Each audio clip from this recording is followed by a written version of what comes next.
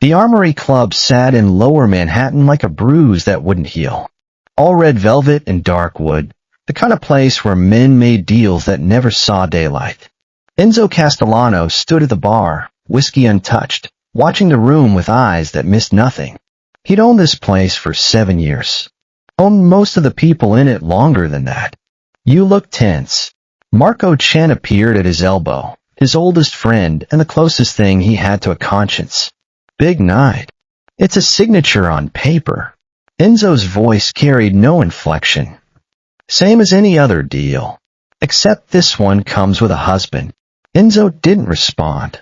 The marriage contract had taken 4 months to negotiate. The Ricci family controlled shipping routes through 5 major ports, routes Enzo needed to expand his operations. Although Ricci had been bleeding money for years, desperate enough to offer his Omega son as collateral. Practical. Strategic. Marco studied him. You ever met him? Matteo? Once. 2 years ago. Some charity thing. Enzo tried to recall details and came up with nothing. He barely spoke. And you're marrying him anyway. I'm securing an alliance. The boy's just part of the package. The words sounded hollow even to his own ears. But Enzo had built his life on such calculations.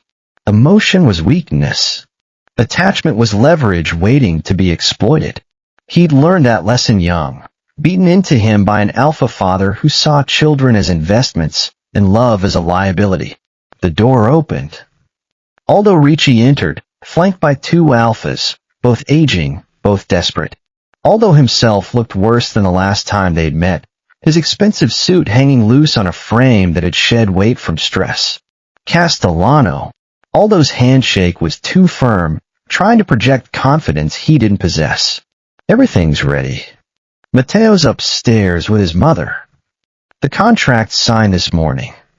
You'll have full access to the shipping routes within 48 hours. And Matteo, well, he understands his duty.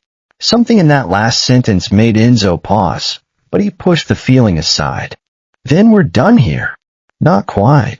Aldo gestured toward the private elevator. The ceremony's in 20 minutes. Small gathering. Just family and essential witnesses. Enzo nodded. The less fanfare, the less it felt like anything other than business. The elevator rose in silence. When the doors opened, Enzo stepped into a room he barely recognized. White flowers, soft lighting, chairs in neat rows. A handful of people scattered throughout, their conversations dying as Enzo entered. He recognized a few faces. Victor, his head of security, standing near the windows. His Aunt Teresa, watching him with something like pity. The rest were Ricci's people, looking at Enzo with barely concealed fear. Good. Fear kept people predictable.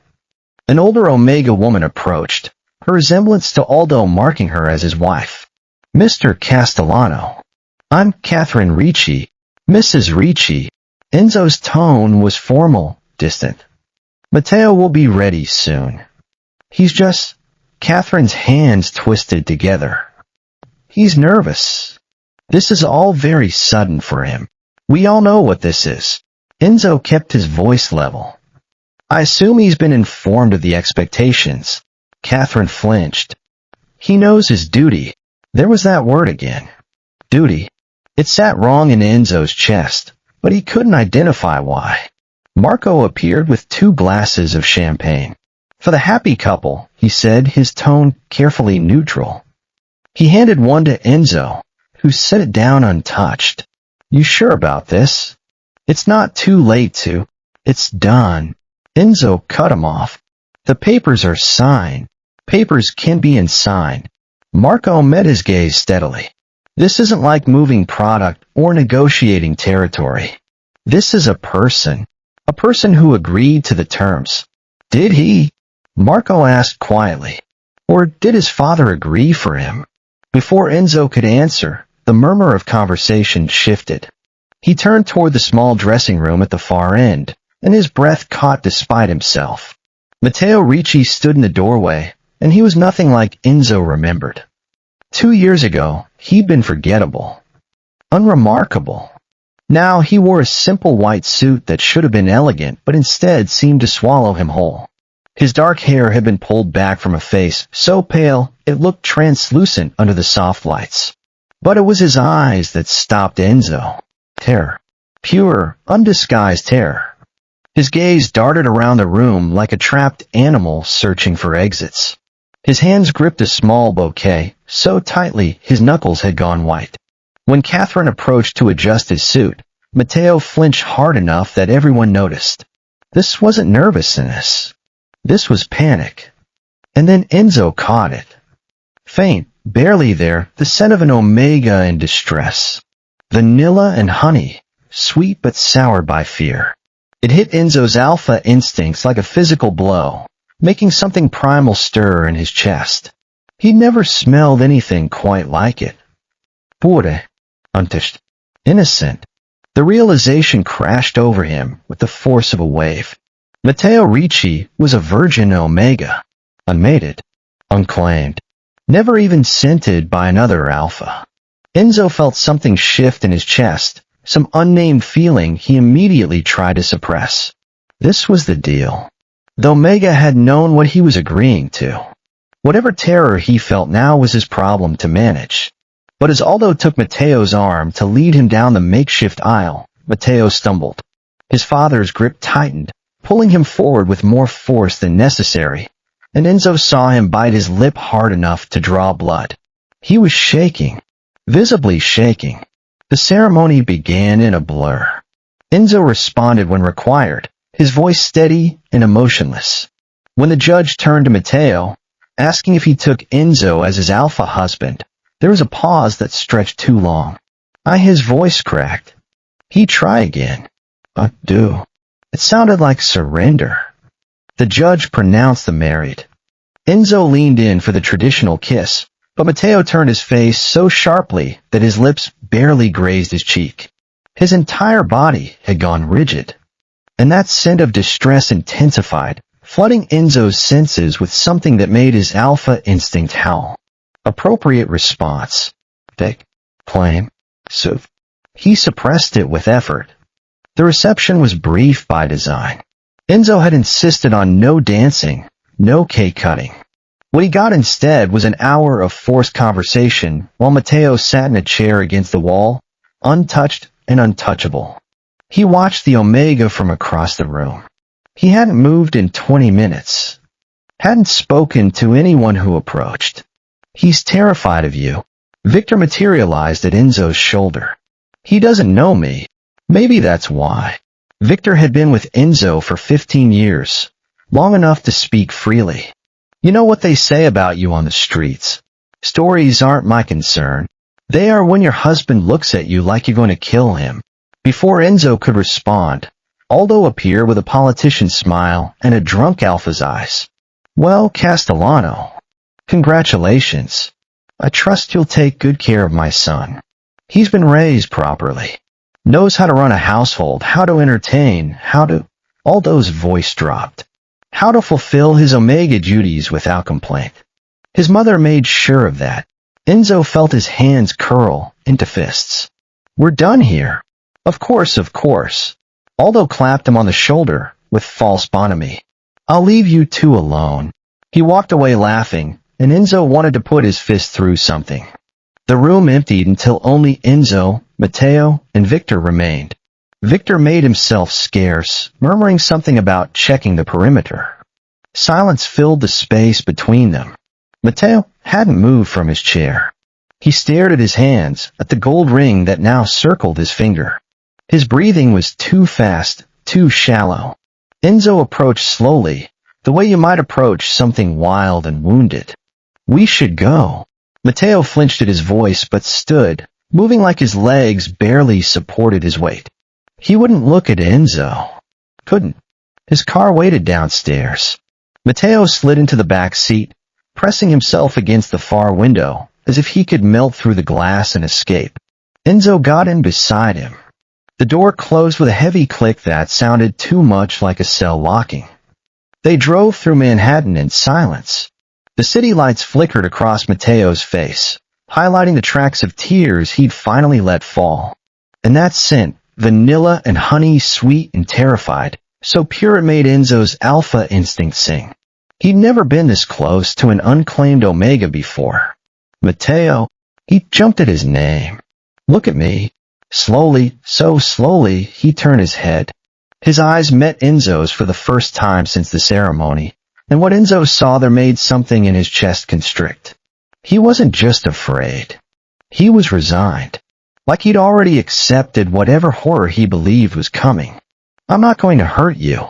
Matteo didn't believe him. He could see it in every line of his face. Do you understand? I'm not. I understand my duty. His voice was barely a whisper.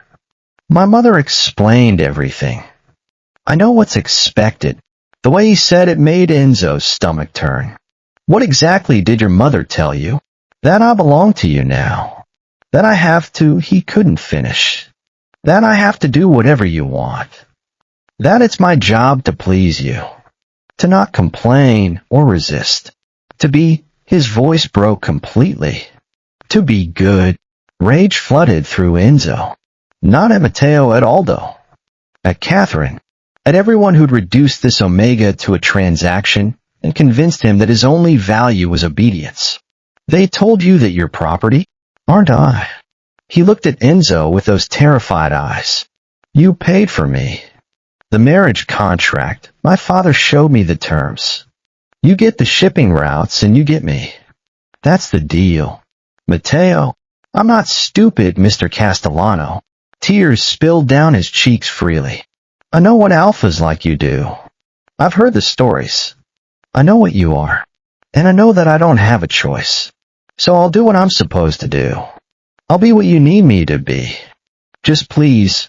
His voice dropped to something raw and broken. Please don't hurt me more than you have to.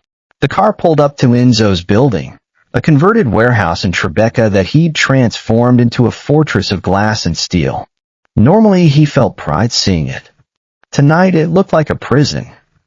Matteo stepped out on unsteady legs, and when Enzo touched his elbow to guide him, he jerked away so violently he nearly fell. They rode the private elevator to the penthouse in suffocating silence. Matteo stared at the floor, counting each second like a prisoner walking to execution. His scent was overwhelming in the enclosed space, that sweet vanilla laced with fear. Enzo's alpha instincts were screaming at him. Soothe, claim, protect. He forced himself to stay still. The elevator opened directly into his living space, an open floor plan of concrete and exposed brick, minimalist furniture, floor-to-ceiling windows overlooking the Hudson. Designed to impress. Looking at it through Matteo's eyes, Enzo saw only how cold it felt. Matteo stood just inside the entrance, frozen. The bedroom's through there. Enzo gestured to the hallway. Your things were delivered this afternoon. They should be in the closet. He nodded without speaking. Are you hungry? I can have food brought up. Another nod. No words. Enzo felt frustration building. None of this had prepared him for a terrified Omega who looked at him like he was a monster. Maybe because he was.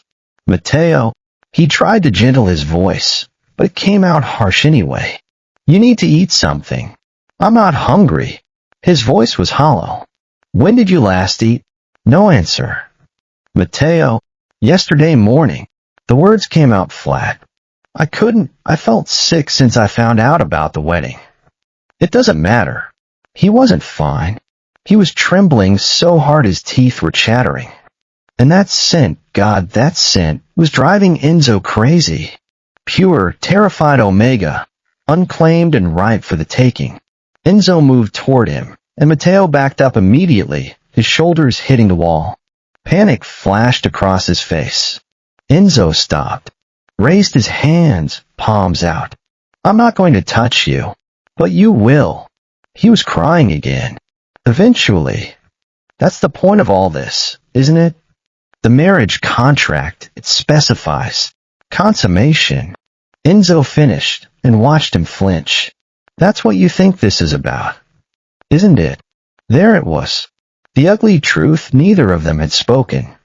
The contract included provisions about heirs, about expectations that required intimacy, whether either party wanted it or not.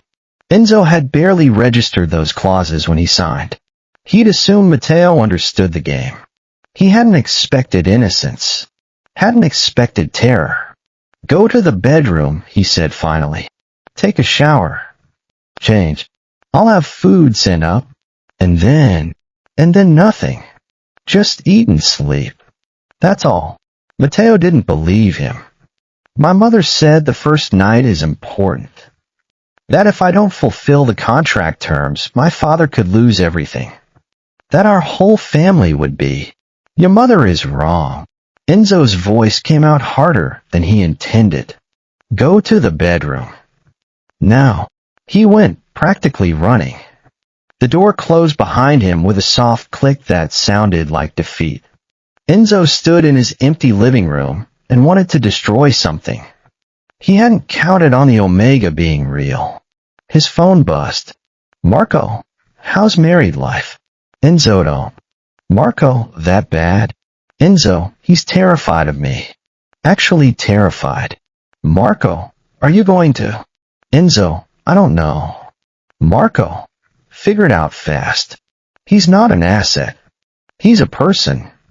Don't destroy him just because you can. Marco hung up. Enzo ordered food he knew Matteo wouldn't eat. When it arrived, he knocked softly on the bedroom door. No answer. Matteo? I'm leaving food outside. You should eat something. Still nothing. He spent the night in his office, reviewing contracts he'd already memorized. Anything to avoid thinking about the terrified Omega sleeping or not sleeping in his bed. When dawn broke over the Hudson, the penthouse was silent. The bedroom door remained closed. The food he'd left was gone, though whether Matteo had eaten it or thrown it away, he couldn't tell. Enzo had meetings all morning. Calls with lawyers. A sit-down with Victor about security. Tense negotiations with a supplier. He handled it all with mechanical efficiency, his mind only half present. When he returned that evening, he found Matteo in the kitchen.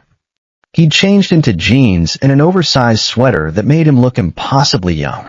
His hair was loose, still damp from a shower. He was attempting to cook something, his movements uncertain. You don't have to do that. Enzo's voice made him jump, the knife clattering to the counter. I have people who prepare meals. I wanted to, he didn't finish. I thought I should. My mother said I should take care of the household. That it's my responsibility. Your mother said a lot of things that aren't true. Matteo's hands twisted together. I don't understand what you want from me. Enzo moved closer, and he backed up immediately, putting the kitchen island between them. Always retreating. Always afraid. I want you to stop looking at me like I'm going to hurt you. I'm trying. His voice broke. I'm really trying. But I don't know how to. I don't know what I'm supposed to. I've never done any of this before. I don't know how to be a husband. I don't know how to be what you need. And I'm scared that I'll mess it up and you'll. I'll what? I don't know. The words burst out of him. I don't know what you'll do if I disappoint you. Send me back? Hurt me? I don't know the rules here. I only know I'm trapped and terrified and I can't breathe. And then he was hyperventilating. His scent spiked, vanilla and honey turning sharp with panic. Enzo's alpha instincts roared to life. Soothe, claim, protect. No. Enzo reached for him, and Matteo jerked back so hard he hit the counter. Don't touch me. The scream tore out of him. Please don't touch me. I can't. He slid down to the floor, back against the cabinet, arms wrapped around his knees, gasping for air that wouldn't come. A full panic attack. His body shutting down from fear. And that scent, that devastating, terrified scent. It was everything Enzo could do not to drop to his knees and pull him into his arms. Matteo, he kept his voice low, steady. Look at me. I need you to look at me. He couldn't. His eyes were squeezed shut, tears streaming down his face. I'm not going to touch you. I'm staying right here. Enzo lowered himself to the floor slowly, staying several feet away. You're safe. Do you understand? You're safe. The words came between gasping breaths. I'll never be safe again. I belong to you now. My father sold me, and you bought me, and I have no choice. I have no way out. I can't breathe. Just breathe. In through your nose, out through your mouth. Come on. With me. He demonstrated, exaggerating each breath. After a moment, Matteo tried to follow. It took several minutes before his breathing steadied. I'm sorry. He wouldn't look at Enzo. I'm sorry, I shouldn't have. I was supposed to stay calm. My mother said I had to stay calm and be good and not cause problems. But I can't. I just can't. Stop apologizing. Enzo waited until he finally met his eyes. What did they tell you about me?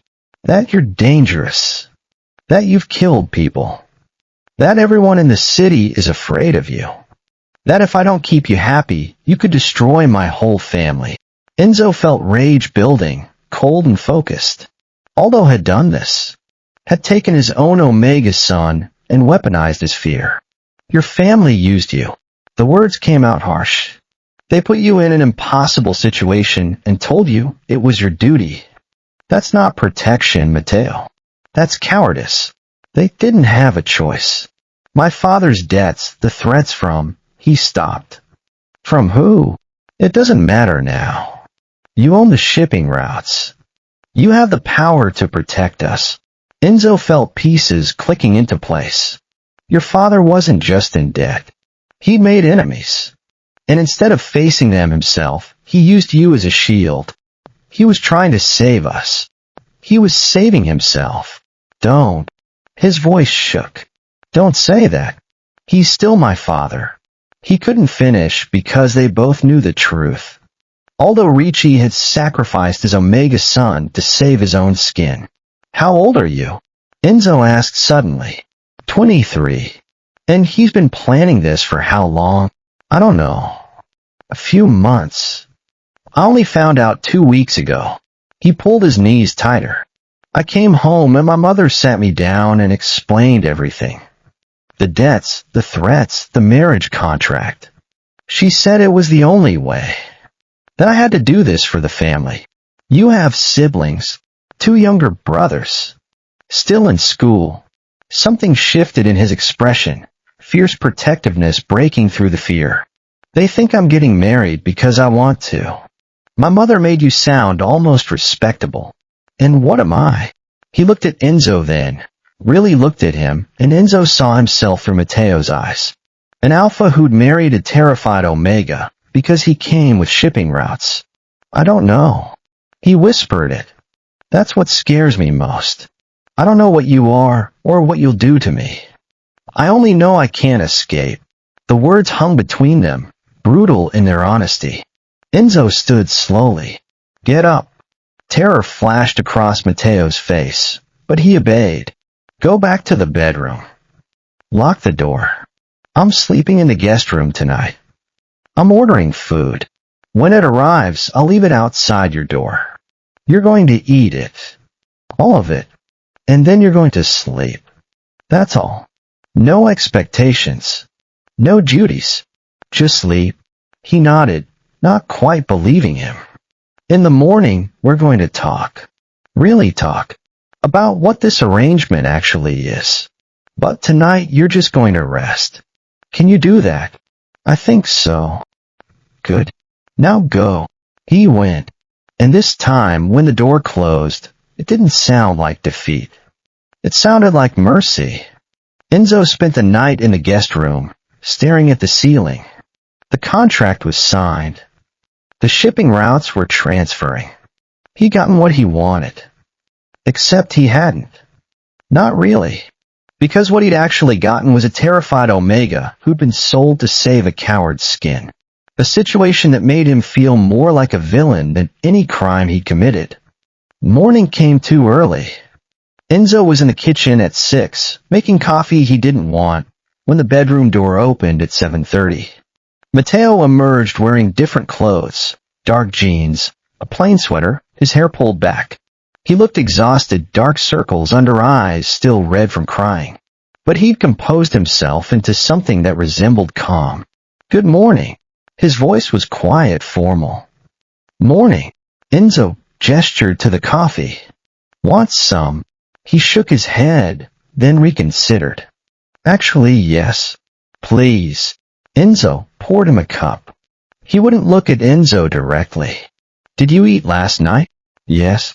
"Thank you." He took a sip. "It was more than I could finish. But you ate some. Most of it, actually." They stood in the kitchen, the island between them like a demilitarized zone. "We need to talk." Enzo set his cup down. "Really talk. Actual honesty." Matteo's grip tightened on his mug. "Okay. Sit down." He did, choosing the chair farthest from Enzo. "I'm going to ask you questions, and I need you to answer them truthfully. Can you do that?"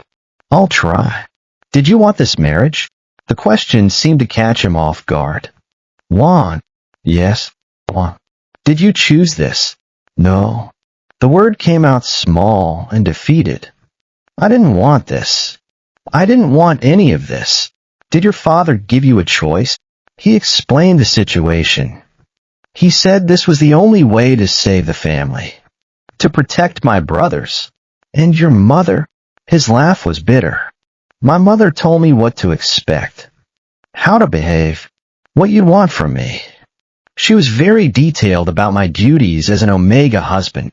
Enzo felt anger rising again. "Your parents sold you and then blamed you for the transaction. They were desperate. They were cowards." "Stop saying that." His voice shook. "They're still my family. They sacrificed you to save themselves. That's not love. That's exploitation. What would you know about love?" The words burst out before he could stop them. "I'm sorry. I shouldn't have." "You're right." Enzo kept his tone even. "I don't know much about love, but I know your father used his own Omega son as collateral because he was too weak to face his own mistakes." Matteo stood abruptly. "You don't understand. You can't understand what it's like to watch your family falling apart." When he told me I could fix it, what was I supposed to say? No. Let them all suffer because I was too scared? Yes.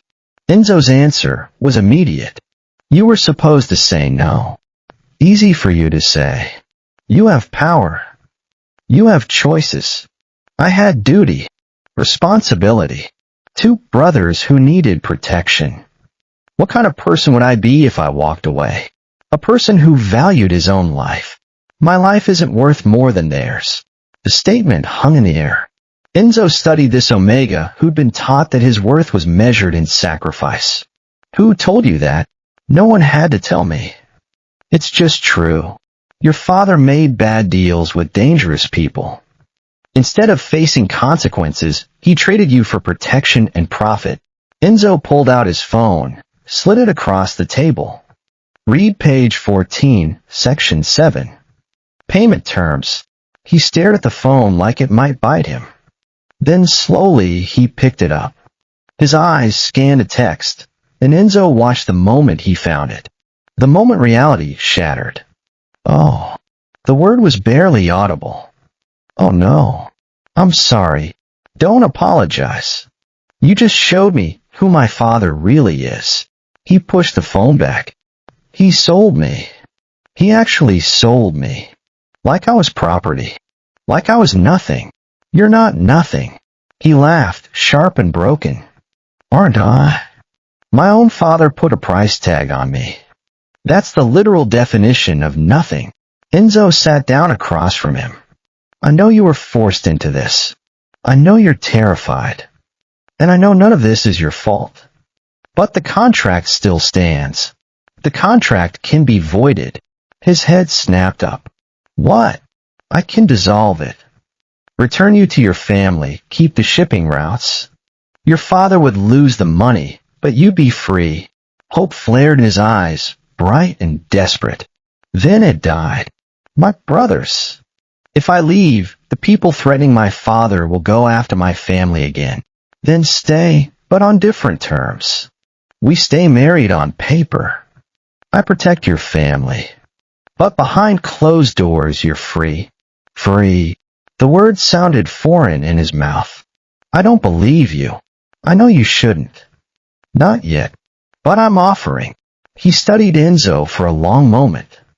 Why would you do that? What do you get out of it? The shipping routes. The alliance. And maybe the ability to sleep at night. You don't strike me as someone who loses sleep over his decisions. I didn't used to be. But watching you fall apart last night because you thought I was going to, he stopped.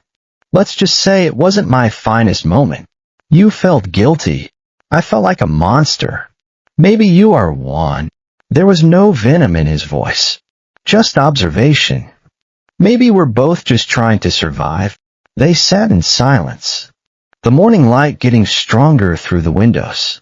I need guarantees, Matteo finally said. If I'm staying, I need to know my brothers are actually safe. Done. I'll assign security to them. And my father's debts? The threats? Already handled. Your father's creditors answered to me now. What about the $3 million he got? What about it? Can you take it back? Make him return it. Enzo raised an eyebrow. Why would you want that? Because I don't want him profiting off this. His voice went hard. I want him to understand what he did. What he cost me. There was steel underneath the fear. The spine he'd been taught to hide but hadn't lost. Consider it done. He blinked. Just like that. Just like that. Enzo pulled out his phone, typed a message to his lawyers. By end of business today, the $3 million gets reclassified as a loan with aggressive terms. He'll wish he never took it. Something like satisfaction crossed Matteo's face. Thank you. Don't thank me. I'm still the one who signed the contract, but you're also the one offering to make it bearable. He wrapped his hands around his coffee mug. That's something. I have questions, Matteo said quietly. About you. About this life. Ask. The things people say about you, are they true? That you've killed people. That you're dangerous. Yes. All of that is true. How many? Do you really want to know? I'm living with you. I think I deserve to know. Fair point. Enzo leaned back. I stopped counting after the first few. Some were self-defense. Some were business. Some were because I could. Do you regret it? Some of them. Not all. Some people needed killing. Matteo was quiet for a moment. My father said you were ruthless. He made it sound almost admirable. It's not strength. It's survival that went too far. What does that mean? Enzo stood, moved to the window. I grew up in a house where weakness got you beaten. Where showing emotion meant giving someone leverage. So I became harder than everyone around me. And it worked. But somewhere along the way, survival turned into empire building. And I stopped asking whether I should do something and started just doing it because I could. He turned to face him. Your father was right. I am ruthless. I am dangerous. And I've done things that would make you run if you had anywhere to run to. I'm not running. You should be. But I'm not. He stood, moved closer. Do you want to know what I think? I think you're telling me all of this to scare me. To make me understand how dangerous you are. But I'm already terrified. So maybe just tell me the truth without the performance. Tell me who you actually are instead of who you want me to think you are. Enzo stared at him. This Omega who'd been shaking so hard last night he could barely stand, now calling him out with unexpected clarity. You're smarter than I gave you credit for. I've been paying attention my whole life. Watching. Learning. He hugged himself. So don't treat me like I'm fragile. I know what you are. I know what this world is. I'm just trying to figure out how to survive in it. Fair enough. Enzo returned to the table. Truth, then. I built my empire on violence and fear because that's what I knew. I'm good at it. Better than I should be. And I don't regret most of it. But you're showing me mercy. Am I? Or am I just avoiding adding you to the list of people I've destroyed? Does it matter? I don't know. They sat across from each other. Two people trapped in a situation neither wanted. What happens now? Matteo asked finally. Now we figure out how to live together without destroying each other. That's the plan. That's the start of the plan. He almost smiled. Almost. You don't strike me as someone who makes things up as he goes. I don't usually have to. Most situations I can control. This is new territory. For both of us. Yeah. The silence that followed felt different. Not comfortable. Not yet, but not hostile either. The days that followed developed a strange rhythm. Enzo left early for business. Matteo spent mornings exploring the penthouse, afternoons talking to education programs. Evenings they shared dinner. He claimed a bedroom at the far end of the hall. Enzo had his things moved without comment.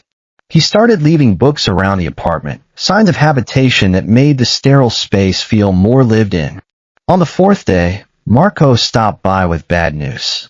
The Colombo situation. They're making noise about the shipping routes. They're pissed. Then they can be pissed. I'm not negotiating. You might have to. Unless you want a war. Not when you've got an Omega husband to protect. Enzo's phone buzzed. A text from an unknown number. He opened it and felt his blood go cold. The photo showed Matteo leaving the building that morning. No message. Just the picture. We have a problem. Enzo was already moving, heading for the living room where Matteo was reading. He looked up and tensed. What's wrong? We need to talk about security. He showed him the photo. This was sent to me 5 minutes ago. Someone's watching you. Who would? Why? Because they know you matter. Because they think you're a vulnerability. Matteo's face went pale. You mean I'm a prisoner now? I mean you need protection. Constant protection. No. I just started feeling like I could breathe. I'm not giving that up. This isn't negotiable. Everything is negotiable. You said I had choices here. Before someone sent me a picture of you as a threat. You don't know it's a threat. It's a threat. Enzo's voice went hard. I know how this works. Next time, it's not just a picture. Marco cleared his throat. He's right, Matteo. This is serious. Marco looked at Enzo. Lock him down too tight, and you're doing exactly what his father did. Enzo turned back to Matteo. What do you want? I want to feel safe. But I also want to feel human. Not like an object that needs to be locked in a vault. Then what's the middle ground? Security when I go out, fine. But not hovering. And I get to maintain some kind of normal life. Agreed. But you follow Victor's protocols. You don't take unnecessary risks. Because my risks become your problems. Because I don't want you hurt. The words came out more raw than Enzo intended. Matteo looked at him for a long moment. That's what scares me. That you actually mean it. Why? Because it's easier when you're just the monster. When this is just a transaction. But you keep being human. And that makes everything more confusing. Enzo's phone rang. Victor. We've got the car that took the photo. Traffic cam caught the plate. Registered to one of Colombo's lieutenants. Bring him in. Loud. I want everyone to know what happens when they threaten what's mine. He ended the call. Matteo was watching him. What are you going to do?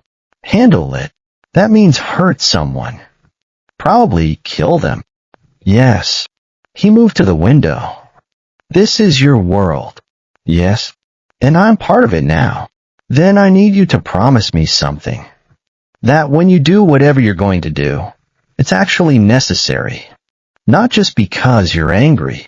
Enzo crossed to stand beside him. They sent me a picture of you as a message. If I don't respond, every enemy I have will think you're an acceptable target. That's the reason. He nodded slowly. I hate that it makes sense. The warehouse in Red Hook was abandoned and isolated. The kind of place where screams wouldn't carry.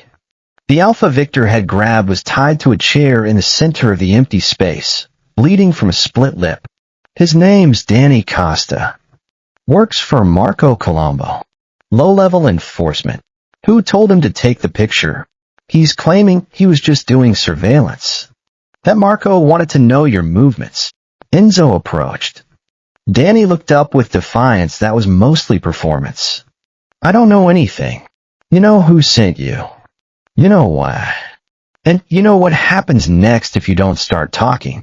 Marco's gonna kill me if I talk. I'm gonna kill you if you don't. Question is which death you prefer.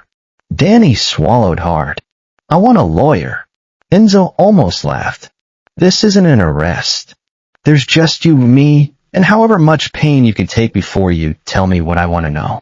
The first hit caught Danny across the face. Blood sprayed from his nose. Try again. Who sent you?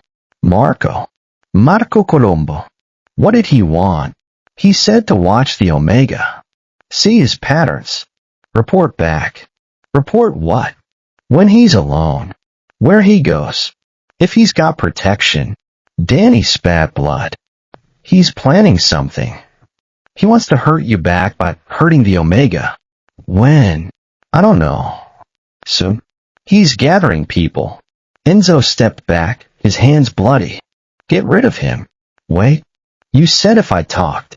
I said I'd kill you if you didn't. Never promised I wouldn't kill you if you did. He walked out before he could hear the end of Danny's begging. Outside, the night air felt cold. His hands were shaking. His phone buzzed. A text from Matteo. Matteo, did you get your answers? Enzo, yes. Matteo, are you okay? Enzo, I'm fine. Be home in an hour. Matteo, I'll leave dinner out. When Enzo got back, Matteo was curled up on the couch reading. He took in Enzo's bloody knuckles. Go clean up. I'll heat the food. He did. When he emerged, Matteo had pasta and bread waiting. Thank you for not asking. I don't need to ask. I know what you did. I killed him. Victor handled it while I was cleaning up. He was planning to help Colombo hurt you. So I had him killed. And I don't feel bad about it. Matteo absorbed this without flinching. Should you feel bad? Probably. Normal people would. Are you a normal person? No. Then why expect normal reactions? He stood, started clearing dishes. I understand why you did it. That's all I can offer right now. That's more than I expected. Don't mistake understanding for acceptance. I understand why you hurt people. But that doesn't mean I'll ever be comfortable with it. I'm not asking you to be comfortable. What are you asking for? I don't know. Time. To figure out what this is. We're two people trapped in an arrangement neither of us wanted. And what could we be if we try? He looked at Enzo for a long moment. Maybe something less painful. Something that doesn't feel like drowning. Maybe we should just take it one day at a time. 2 weeks passed. Matteo started volunteering at an elementary school in Brooklyn, coming home with stories about kids who couldn't read yet but loved books anyway. Enzo listened and found himself wanting to protect that brightness in his voice. The call came on a Tuesday. Victor, we've got a problem. Someone hit one of our warehouses, took out 2 of our guys, made off with $500,000 in product. Enzo was out of the apartment in minutes. Matteo watching from the doorway. Be careful. Always am. No, you're not. You're reckless. So be careful anyway.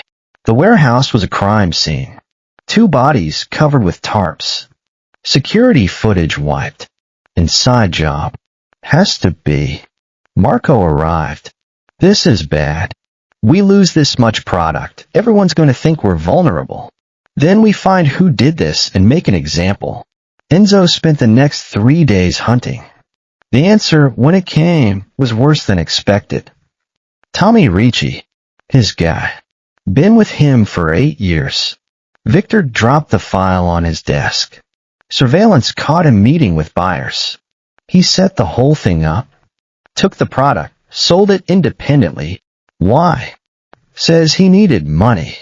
His Omega son's got some rare condition, needs experimental treatment. He asked you for help 6 months ago. You said no. Enzo remembered. He looked at the numbers and decided it wasn't a good investment. Where is he now? We've got him. Waiting for your call. Enzo went to see Tommy himself. Found him in a warehouse basement tied to a chair, bloody but conscious. When Tommy saw him, something broke in his expression. Boss, I'm sorry. I'm so sorry. You didn't what? Think I'd find out? My son. He's dying. The treatment costs $300,000. I asked you. You said no. And I didn't know what else to do. So you stole from me. Killed 2 of my people. I know. I know it was wrong. But he's 10 years old and he's dying, and I couldn't just let him die. Enzo felt something crack in his chest. A month ago, he would have killed Tommy without hesitation. But now he kept thinking about Matteo's brothers. About what he'd been willing to do to protect them. About the impossible choices people made when they were desperate. You should have come to me again. Explained it was urgent. I did. 3 times. Your assistant kept saying you were too busy. That hit like a physical blow. The people you killed. They had families too. I know that. That's going to haunt me forever. But my son was dying, and I couldn't think about anything else. Enzo pulled out his phone. How much for the treatment? $300,000. Wire it today. To the hospital, directly. Tommy stared at him. What? Your son gets his treatment. You get to live. But you're done working for me. You leave the city. You start over somewhere else, and you never come back. Understood. I don't. Why would you? Because I'm trying to be someone different. Because my husband taught me that maybe mercy isn't always weakness. Because you're a father who made terrible choices trying to save his son, and I can't punish that without becoming exactly the monster everyone thinks I am. When he got home that night, Matteo was waiting up. He took one look at Enzo's face and knew something had happened. Tell me. Enzo told him about Tommy. About the betrayal. About the choice he'd made. He listened. And when Enzo finished, he moved across the room and hugged him. The first time he'd initiated that kind of contact. Enzo stood frozen for a moment, then wrapped his arms around him. You did the right thing. Did I? I let someone who stole from me walk away. That makes me weak. No. It makes you human. It makes you someone who understands that people are complicated. It makes you someone I could actually love. Eventually, the word hung between them. Eventually, Enzo said, his voice rough, I'm not there yet, but I could be someday. I think we're building something. I'm not sure what, but it matters. Enzo pulled him closer. I don't know how to do this. How to care about someone without it being leveraged. Neither do I. We'll figure it out together. The call came on a Tuesday morning. Marco burst into Enzo's office without knocking.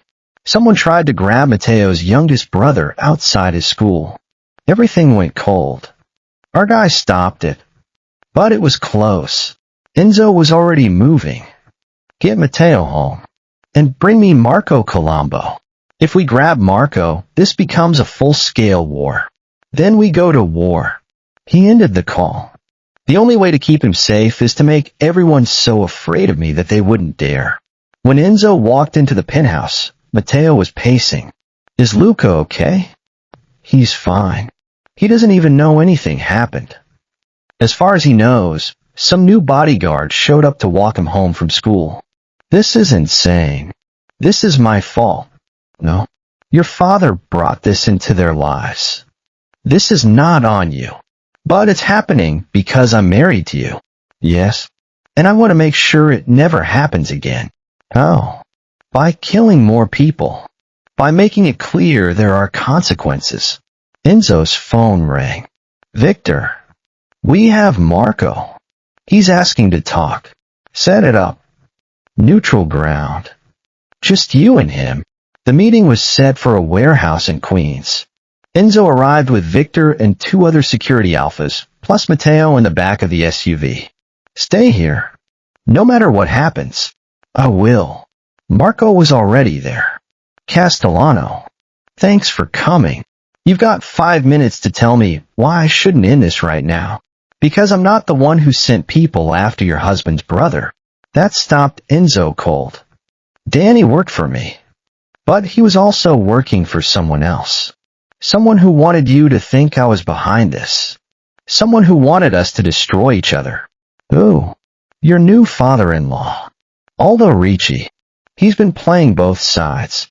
Made a deal with me months ago. I'd help him create problems for you. And in exchange, he'd give me access to shipping routes. Said his Omega son would help from the inside. Matteo doesn't know anything about this. I don't think he does.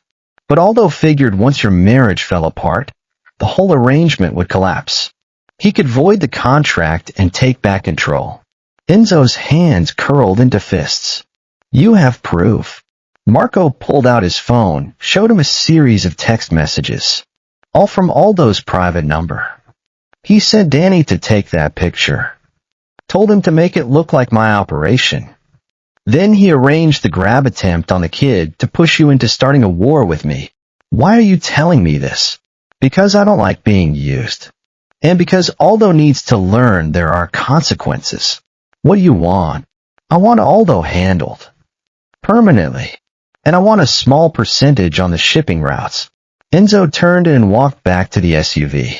Matteo was watching through the tinted window, his face pale. Your father's been playing both sides.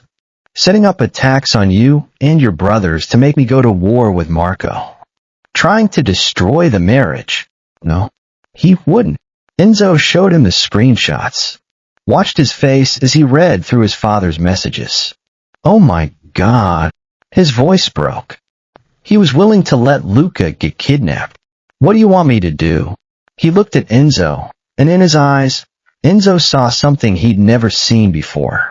Not fear. Something harder. Colder.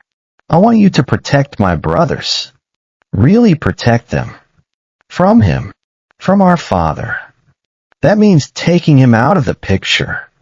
Completely. Matteo, you're asking me to. I'm asking you to do what you do. What you're good at. I'm asking you to kill my father. The words hung in the air. You're sure? He tried to have Luca kidnapped. He's been orchestrating attacks on me. He sold me and then tried to destroy the one thing that actually came from it. You tried to be decent. His jaw set. I'm sure. Once this happens, there's no going back. I already can't unknow that my father tried to have his own sons hurt. Enzo pulled out his phone. It'll look like an accident. Heart attack. I don't care what it looks like. I just want them safe. The car pulled up to the penthouse. Once inside, Matteo walked straight to the window. I'm a terrible person. I just ordered my father's death, and I don't feel bad about it. You're protecting the people you love by becoming like you. You're nothing like me, aren't I? I just made the exact calculation you make every day. Weighing lives. Deciding who lives and who dies. Enzo moved to stand beside him. If you want to change your mind, I don't. That's what makes me terrible. I want him gone. I want my brothers safe. I want to stop being afraid all the time. You're not terrible. You're surviving.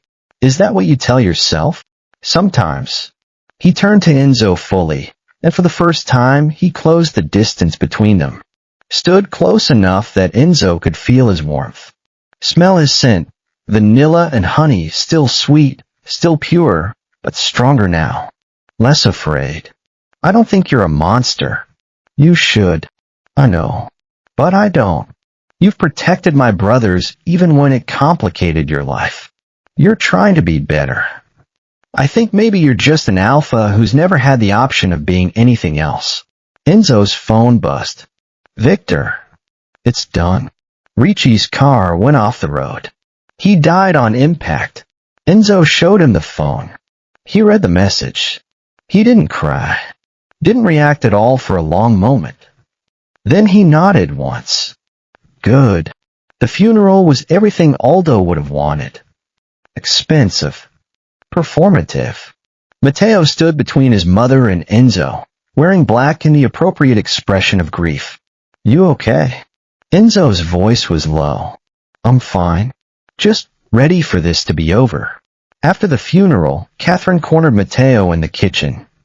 "Your father's estate. The lawyers say most of his assets were transferred to your husband. We have nothing. He made his choices. You could talk to Enzo. Surely he'd be willing to." "To what?" "Give you money after what Dad tried to do." Matteo laughed bitterly. "Dad was working with Marco Colombo, setting up a tax on me on Luca. He was willing to risk his own children to get out from under Enzo's control. So no, I'm not going to ask my alpha husband for mercy for a family that sold me." Catherine reached for his hand. Matteo pulled away. "You're on your own, Mom. Just like you left me on my own when you prepared me to be used." He walked away, back to where Enzo stood. "We're leaving." Now, they ended up at a park along the Hudson. Sat on a bench overlooking the water. "I keep waiting to feel guilty," Matteo said. "But I just feel empty. That's normal. Grief is complicated, even when you hated the person. Is it grief, though? Or just the absence of something that was always painful? Maybe both." Enzo stretched his arm across the back of the bench. "When my father died, I felt relief. Relief that he couldn't hurt me anymore. But also loss. Not for him, for the idea of what a father should have been. That's exactly it." He leaned back, his shoulder brushing against Enzo's arm. He didn't move away. "Do you think we'll ever figure this out? How to be married to each other?" "Honestly, no. I think the complications are the point. But maybe we can figure out how to live with them." "That's not very romantic."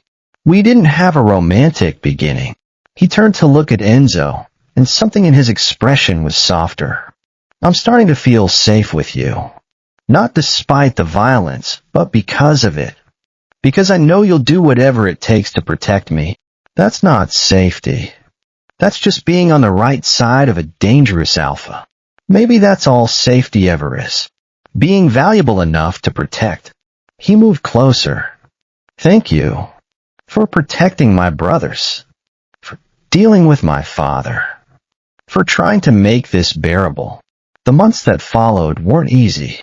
They fought, made up, learned each other's boundaries. Matteo graduated, got his teaching certificate, started working at the elementary school.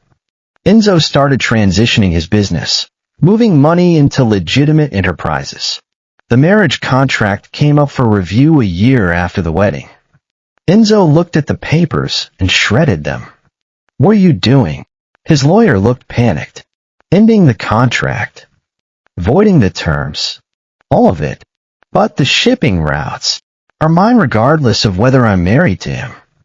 I don't need a contract." He went home that night with dissolution papers. Found Matteo grading papers at the kitchen table. "We need to talk." He set the papers down. "I dissolved the marriage contract." Matteo's face went pale. "You want a divorce?" "No. I'm giving you the option. You can leave if you want. No obligations. Your brothers will still be protected.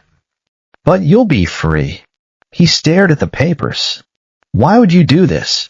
"Because you never had a choice. Your father forced you into this marriage. Now you can choose."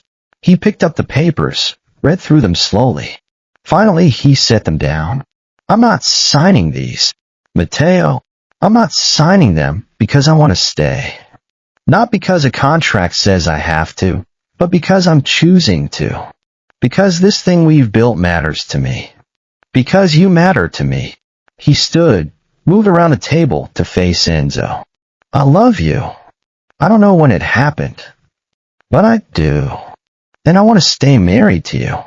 Because I'm choosing it." Enzo felt something in his chest crack open. "I love you too. I don't know how to do it right, but I love you." He kissed him then, for the first time.